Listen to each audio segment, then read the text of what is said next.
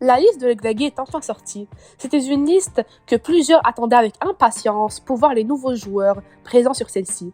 Dans cette vidéo, on s'attardera sur chaque joueur de la liste en mentionnant les absents et les nouvelles têtes que l'on peut voir dans la liste.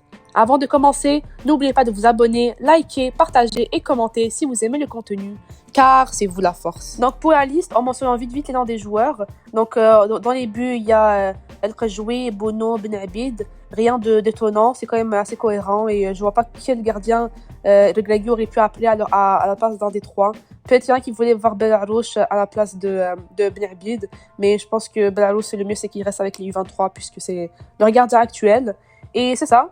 Ensuite, pour la défense, donc en arrière droit, il y a Hakimi, Chibi. Arrière gauche, il y a Atiatullah El Khdim. Ensuite, comme défenseurs centraux, Abkar, Dari, Agred et Shadi Riyad. Et pour passer au milieu de terrain, le Marabot, l'Azouzi, Brahim Diaz, El Khenous, Richardson et Ounahi. Et en attaque, on a Ziyech, El Khoumesh, El Kaabi, El Nasri, Rahimi, Adli et finalement Ben Seghir. Donc, pour commencer avec les absents de la liste, qui étaient présents à la CAN, mais que dans celle-ci, on ne les voit pas. Il y a d'abord notre capitaine Seyss. C'est normal qu'avec son âge, on commence à ne plus l'appeler et avoir d'autres joueurs à sa place. Il faut déjà commencer à penser à qui pourrait être son futur remplaçant. Puisque Algred, c'est quand même une certitude. On sait que quand il est sur le terrain, on est serein et on peut compter sur lui. Mais maintenant, il faut voir qui sera à ses côtés pour prendre la relève de Seyss. Il y a aussi Abdelhamid qui n'est pas présent, qui n'a pas été appelé.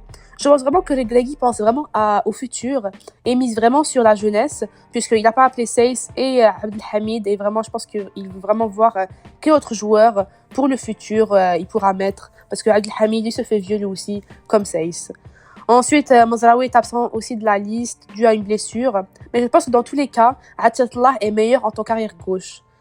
Mazraoui, c'est un très bon joueur, mais je pense que pour qu'il soit à son maximum et qu'il puisse nous faire de bonnes prestations, il doit vraiment jouer à droite, soit pour remplacer Hakimi ou vice-versa. Que ça soit lui en tant que titulaire, si Hakimi ne peut pas commencer un match ou n'importe, et que Hakimi rentre à sa place ou peu importe. Saïbari lui aussi n'a pas été appelé, il est absent de la liste dû à une blessure qu'il a eue récemment. Et même chose pour Bouffel qui est encore blessé. Et même s'il n'était pas, je pense vraiment que le Regragui devrait déjà commencer à chercher un remplacement pour ce joueur, puisque en plus d'être quand même pas très jeune, il joue dans un championnat qui n'est pas très relevé et se blesse beaucoup. Comme autre grosse absence que plusieurs avaient déjà prédit, c'est celle d'Amellah. C'est un joueur sur qui les gens sont beaucoup retombés après la CAN. Et Regragui, je pense qu'il a certainement remarqué toutes ces lacunes et c'est pour cela qu'il ne l'a pas appelé. Harit, lui, est un joueur qui brille en club avec l'OM, il fait de très bonnes prestations, mais en sélection, il n'a presque aucun match de référence avec le Maroc. C'est un bon joueur, mais malheureusement, il n'apporte pas grand-chose à la sélection. Même chose pour Zelzouli qui a eu beaucoup de chance avec le Maroc pour prouver son talent et montrer qu'il mérite sa place dans la sélection. Et contrairement à Harit, Zelzouli, lui, il ne joue presque pas en club, et même quand il joue, il n'est pas satisfaisant à voir. Finalement, comme dernier absent de la liste, c'est notre buteur, Tissou Dali. Je trouve qu'on ne lui a pas assez donné sa chance dans la sélection après son retour de blessure. Mais bon, si le Regragui ne l'a pas appelé, c'est qu'il a une raison, et il faut l'accepter. Pour les nouvelles têtes ou retours qu'on voit dans cette liste, on peut déjà voir le retour de Dari. Personnellement, je ne sais pas ça donne quoi en club après son transfert, mais il ne reste que pour moi, celui qui devrait prendre la place de Seyss, c'est bien sûr Shadi Riyad. Et je pense que Dari, peut-être Regragui l'a appelé pour voir une dernière fois ça donnerait quoi, à côté de Agred ou en tant que titulaire ou même remplaçant. Ensuite, comme arrière-gauche, il y a le jeune prodige du Real Madrid, El Khdim, qui n'a pas encore joué avec l'équipe A, mais qui reste un joueur d'avenir.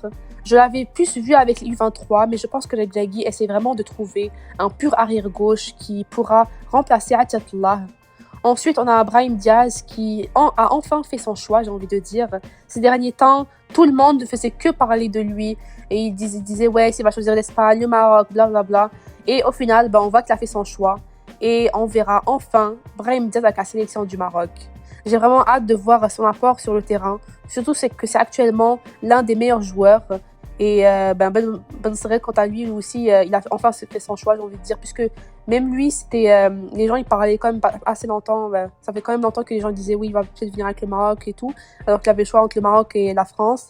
Et au final, peut-être que ça a fait moins de bruit, le choix de Ben Seghir, mais il a choisi le Maroc lui aussi. Et c'est très bien pour nous. Je pense que vraiment que c'est un joueur d'avenir. Et que vraiment c'est comme une copie de Bouffel, et même en meilleur. Même chose pour Akhomesh, qui a été appelé et qui a un style quand même similaire à celui de Ziyech. Finalement, le joueur que tout le monde voulait voir avec le Maroc, Rahimi. Plusieurs voulaient que Regragui l'appelle pour la CAN, mais ça n'a pas été le cas. J'espère qu'il nous fera pas comme un Hamdallah numéro 2 et qu'il sera bon avec la sélection. Cette liste est selon moi très bonne pour ces matchs amicaux. C'est vraiment l'occasion parfaite pour tester tous ces nouveaux joueurs. Regragui devra absolument faire des tests pendant ses premiers matchs et surtout faire des changements de tactique et de système. J'ai vraiment hâte de voir les prestations de notre équipe, surtout l'attaque qu'on aura avec tous ces nouveaux joueurs. Et aussi très hâte de voir comment nos joueurs accueilleront les petits nouveaux, comme par exemple Brahim Diaz, Ben Seghir ou encore El Khadim.